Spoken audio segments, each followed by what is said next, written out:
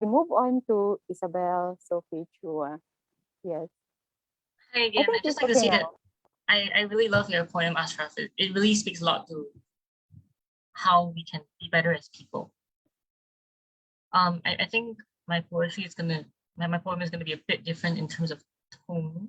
Uh, okay, so I need this visual for everyone because it's a kind of a concept that came out a couple days ago, and if I think like if there's no visual aid, I think it'll be difficult for some viewers to follow. So since National Day was in Singapore, we have a National Day celebration to celebrate our independence every year. And it was supposed to be on the 9th of August, but because of COVID-19, it was delayed until yesterday, in fact. And this being the case, why not start off the poem with a celebration of loyalty to Singapore in the pledge? So if anybody in anybody in the audience wants to join and place a hand on the chest like you normally do, I'm not going to, but you can if you want. But here we go. There'll be 5 readings for this poem. Each reading I'll be interspersing something in between, or maybe not. Actually maybe not. Yeah, I'll just read each thing. Okay. First reading. We, the citizens of Singapore, pledge ourselves as one united people, regardless of race, language, or religion, to build a democratic society based on justice and equality, so as to achieve happiness, prosperity, and progress for our nation. The second reading. The garden city, little red dot. All we have is ourselves. With our hands alone, we create a nation for all to envy, a shining city of hope, the Singaporean dream, a term I've spoken of. Gateway to Asia, Antioch of the East, people brought here together, from nothing boundless wealth, from mud flats to skyscrapers. Uniquely Singaporean. We could explain the meaning, but you'd fail to understand. The little Asian tiger, bound by shared values, given to us from above. Moving from third world to first, the problems of the past all behind us. For those that aspire to know their roots, we do not want that here. Now for the final reading, I'm going to bring all these verses together. We, the citizens of Singapore, the garden city, little red dot, gateway to Asia, Antioch of the East, the little Asian tiger. Pledge ourselves as one united people. All we have is ourselves, people brought here together, bound by shared values. Regardless of race, language, or religion, with our hands alone we create, from nothing boundless wealth given to us from above. To make a democratic society, a nation for all to envy, from mudflats to skyscrapers, moving from third world to first. Based on justice and equality, a shining city of hope, uniquely Singaporean, the problems of the past all behind us.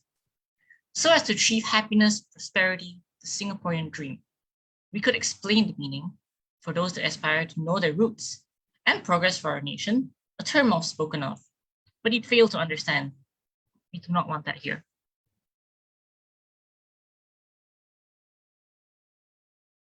Yeah, that's the point. Thank you so much. Thank you so much, Isabel, for that very beautiful poem. And I was really, really amazed how you made this poem. Yeah, it's my first time to come out to encounter this like this poem when Sam sent this poem to me, and I was like reading it, and I thank her also because she told me how this poem should be read. And yeah, I just I just want to know what made you share this poem with us? What was in your heart? What was in your heart that made you write this poem? And how can you connect that theme on this poem that you've shared? Well, I think that the reason why we practice National Day as a practice in Singapore is to have everyone show their loyalty to the nation and to get out the fact that we're all together in Singapore, right? And so there are all these things that we think of Singapore that we tell ourselves about our country. And so I thought it'd be a great place to start off with the pledge because that encapsulates everything that we tell ourselves about our country. And then we also have But the thing is that if you look a little bit deeper into what Singaporeans tell themselves,